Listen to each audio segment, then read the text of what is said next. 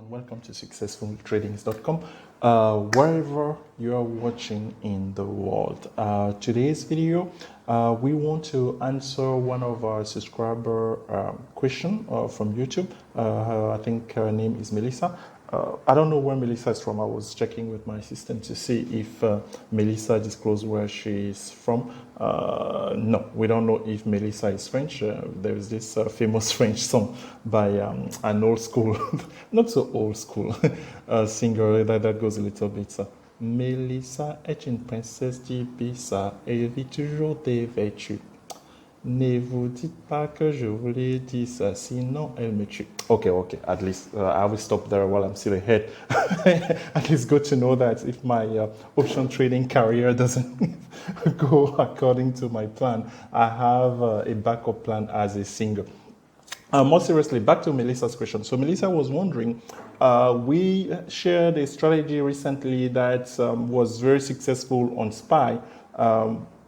I believe it was earlier that the previous week rather, and she was asking if that strategy could be applied on other stocks or just a SPY. So this whole week I spent time actually getting set up to showcase the answer that I provided to Melissa. You can check that on the YouTube channel. So this full video will be dedicated to showing you successful swing trades that we took using the same technique we used on SPY a week or so ago to yield gain. So without any further ado, let us go ahead and get started.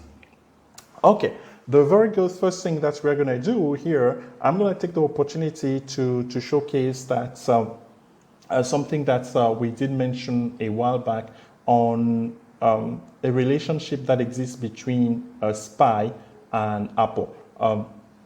And this week we did not trade SPY until, I'm not sure that we took any SPY trades, just to be honest with you. So we didn't take any SPY trades. So here, in our case, we have a few examples of swing trades, successful swing trade that went on. I'm going to depict for you, because we always talk about winning trades, but good traders actually, they have losing trades as well. The key thing is to minimize your losses on those non-successful trades. Ali knows about that a little bit. So meaning that you set something that's similar to a stop loss or of any type, you can fully automate that to say, hey, if I'm inside, I take a position on option on a given stock, I'm gonna say that I cannot lose more than 30%. I'm just using an example. I like to use those round numbers, between 30 and 40%, depending on how much time I had before expiration and how much capital I'm risking on there. So let's go ahead and do something live on here. It's gonna be like somehow of a tutorial. So the aim of which that we want to do in the next couple of minutes here is to show you how to do a correlation and to show to you the correlation that exists between Apple and SPY. Because Apple, I mentioned to you, Apple and Microsoft, they both account each for more than 10% of the holding inside SPY. So here I'm inside of Yahoo Finance. So you come to Yahoo Finance and you tap in SPY, for instance. The aim is to quickly retrieve the daily historical data for that equity, whatever that you're looking at. So I go here on historical data. So for me, I want maybe to say, I want to go all the way to maybe 2018 or 2017, doesn't matter. So March to the 7th, I think that should do. And I say apply. And I do have an old one, but at least I can go ahead here and download that quickly. It's usually fast if my internet will oblige. Okay, here we go. So let's leave this aside. Oh, did I lose it? Hope not. Okay, so here's SPY. Here are the dates starting in 2017. I'm going to apply the same for the other one. So I'm going to call this SPY trend daily. Okay, so let me save this before I misplace it. Save as. I could put it on the desktop really. Documents. Okay, doesn't matter. Wow, come on, I have something on SPY here, SPY trading article. Okay, so we're gonna say Excel work, and we're gonna say March the 6th, SPY, March the 6th, 2020. Okay, so we have that. Trust me, it's gonna take more time actually getting this data than doing this stuff. So just bear with me on here. So we got the SPY daily, and next we want to do APPL, right? AAPl. So same thing here. If I go to historical data, notice how the price is almost it's just converging. No, that's not just a coincidence. SPY was trading at 338. So was Apple, by the way. It's not that much of a coincidence. I can actually do a study on that, on those ratios. So here, did he leave the same dates or no? Let's see. I'm gonna go to 2017. Same thing. Say done. Then we say apply. And then we just download this, and we should be good to go. Okay. So this is Apple, and let me just move this copy to the SPY one. Create a copy. Nope. I want it like that, obviously. Okay, this is the column that we're going to use for the correlation. So we're going to use the close. I'm just going to highlight it here. And what I will do, actually, I will just copy this, because since SPY and Apple trade on same day, this data should match on from a daily basis, right? So I'm just gonna paste it here, and I'm gonna call this one Apple close, Apple closing prices. Okay, and this one I know that this is SPY closing. And Excel has the ability to do correlation for you. I want to show you that feature. That's the aim here very quickly. Doesn't matter. Come on, text. Okay. Excellent. So maybe we can make it bigger. Doesn't matter. So we can actually chart them such that visually you can actually see. So if I go insert, I just want a quick. Okay. So over 2017, 2018, 2019, over 3 years of time, this is how SPY traded on a daily basis. So we can go and say select data, we go edit, and we give him all of these range. I'm wasting time, obviously, but at least I'm gonna do it once. Okay, so that's where you have the dates. Okay, so this is SPY. Nice and beautiful. We come here, we do this. What color do I want here? It doesn't matter text. So don't waste time on that. I like to do this, add major grid lines. Okay, so now I'm gonna bring in Apple closing price. So select data, add series name. This is one, and the values, I'm gonna take them there. We already know where we're gonna finish. Okay, okay. The dates should be the same, so I should not bother with that. Okay, so here it is. So can we get the legend on here, my friend? All right, we can. And put it on top, format legend, put it on top. Okay, so here is SPY closing price in blue versus Apple closing price in orange. I mean, in terms of correlation of the like, I mean, those correlation means that things that look alike, meaning they have the same behavior, meaning when one goes up, does the other one goes up? When one goes down, does the other one goes down? From the naked eye here, it seems as if that's the case. But mathematically, scientifically, when you're doing a correlation, there's a function inside of Excel. So it is this function, correl. Did it almost give it to me? But it's not willing to. Okay, so, geez, correl. So I want to do correlation between SPY. It doesn't matter which one you put first, which one you put in second.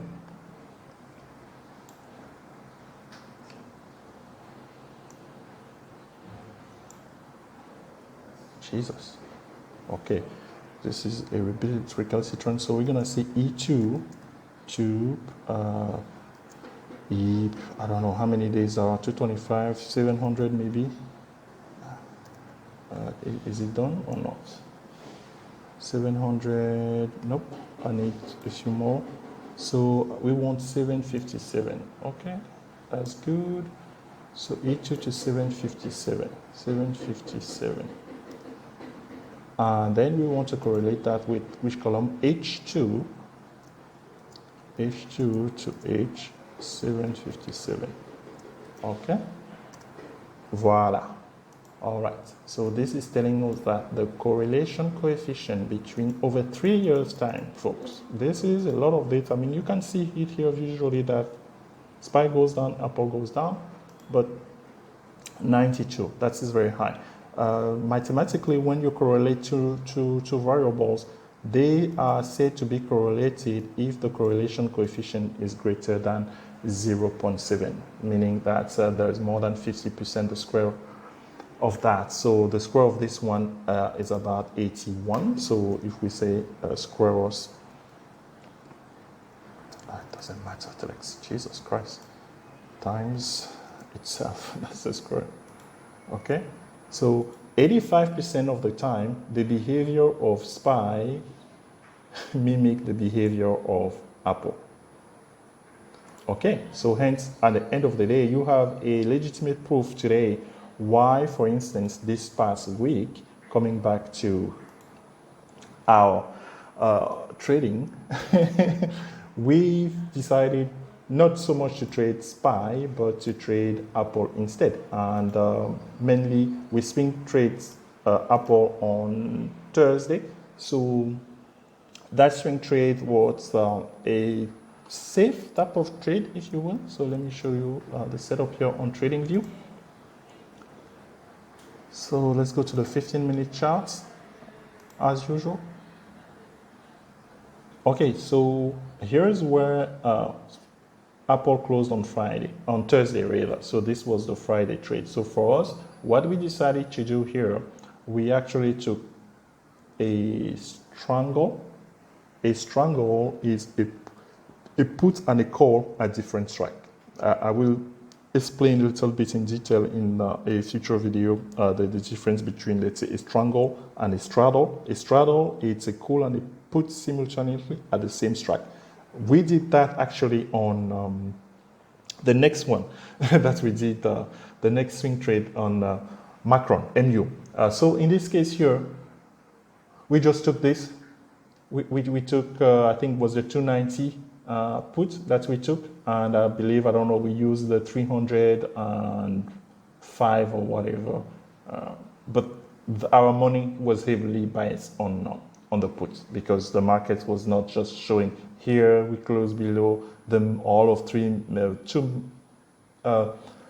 major moving averages and below the VWAP, and we gap down, and that pattern looked very similar to this one, guys. I told you I'm one that I rely on pattern recognition, what the market is telling me, because these computers are the ones that are driving the market, so they tend to do that. As we stand right now, look at this arch here. So this is where we finished on Friday. If you were to ask me where I think that we could potentially be going, we could be potentially trading here next week. Yes. Why? The other reason is that the puts were almost on almost all stock, including SPY, and especially in this trade here that I took, in this triangle that I took, the puts were at least twice as expensive as the calls, and that's the current setup that they have. So market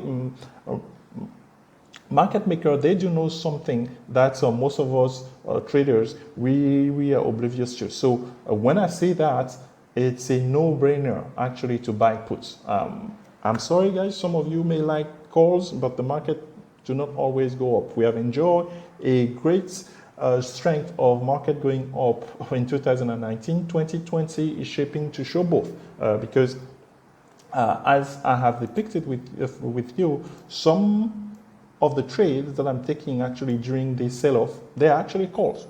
Example in case, MU. MU yesterday traded in both directions. Let me show you how. And for us, We benefited from it. I was a little bit disturbed or bothered by the way that MU was trading. So I made some profit, but I could have really made good profit. So see, here's was my frustration yesterday. So I had a straddle at 54 strike. So meaning a 54 put and a 54 call expiring on Friday. So at the open, this is what happened. So it was already closing the money. So to be frank, I actually had two of those puts. It was biased. My straddle was biased more towards the put side. A 2-to-1 bias. So here, I sold my puts because I didn't want these shenanigans here. They always happen. So here I had said, okay, fine. Maybe I'm actually going to make money now on the call because it was trading above 53, and then this started. So this started. I think for me, what happened is that once it came below this moving this VWAP, the volume weighted average price, I decided to take puts. So I took 51 puts, which my friend were frustrating somewhere here because now my friend, this is Friday expiration. So granted, I didn't have that much risk really. The money was not that big, but still, I'm trying to be very disciplined in the trading as well. So here, this action on here, look at the back and forth here. So it's just frustrating. So they actually got me to sell my position, my 51 put in haste because we are already 10:30 and the market will be closing in 2.5 hours. So I just say, okay, forget about it because why? Here's support on here at 51. Here's support, here was support, but the market action was so weak. I was convinced that it would go to 50. So I sold them, and Lord behold, actually when he gave me this candle as well, I said, okay, fine, I'm going to buy them again. So I bought them again, but it wasn't a pleasant trade this one. So and then I was able to sell for profit. I think I bought 4 actually. So I scaled my exit. So I bought them around 48 cents per contract, and I sold at let's say 68. I think the other one I sold maybe at I know I sold one at 105 when it hit here. But my friend, look, this is how the market has been closing now on these days. SPY did this pattern as well. Let me show you quickly. All of them they did that. All of them they did that. Meaning that in remember the last video we made on SPY? Hey, the last 30 minutes or so, yeah, you can take advantage of the madness. It's just March Madness is around the corner. So, but swing trading has never been. Look at this. Look at this. Does that remind you of anything? This is the last candle in the last 15 minutes for last Friday. Yeah, the 28th. And this is the last hour on the Monday. They didn't do it on Tuesday. Tuesday wasn't that much, but this is here again. This is Wednesday. Thursday wasn't that much, and then my friend, they came with a vengeance on her. You had 8 points on SPY, literally in a matter of 45 minutes. That's money. That's money, guys. If you know these things, you can be profitable. So let's finish up on here on our successful swing trades we took this week. Gilead, GILD. This is a stock that I have a long history with. When I first started trading many years ago, because you can see I put that, it is 2014 all over again. Okay, Gilead is coming from the ashes, coming back from the ashes, because this stock has been very frustrating. I cannot tell you the number of times I've removed it from my watch list because it was not just worth trading it. Seriously, there's so many stocks you could trade. This one. Look at this action here, guys. Since 2015, I traded Gilead. I kid you not. Funny enough, I am in Africa as I'm making this video. One of the last time that I traded Gilead, I remember must well have been I was here as well. Gilead traded in 2018. It has high here, but no. We have to go further back than that, my friend. Let's look at Gilead. The action from 2016. So this is how far you had to go to trade to see Gilead in this type of action. So now it's breaking out, and so yesterday I swing traded between Thursday and Friday. Yes, he provided some gains. I made some gains on Thursday, actually, on day trading, but then I set up these. So it was great. It's above 80. We're looking forward to seeing what's going to be going on next week. So here you have it, Melissa, and all of the other subscribers on the channel. It was a little bit long, but I'm hoping that you learn about that you can apply swing trading technique to other stock than SPY. We showed you Apple, we showed you Micron, we showed you Gilead that we took on here. I believe JD was also one of them. Netflix was day traded. The trick that's there is a special video on Netflix that we made yesterday, right? Or the day before yesterday. Watch it because it works on Friday. I was finally able actually to nail it to the T. So have a great weekend, everybody. I'm looking forward to the next one. Thank you. Bye-bye. And welcome to successfultradings.com.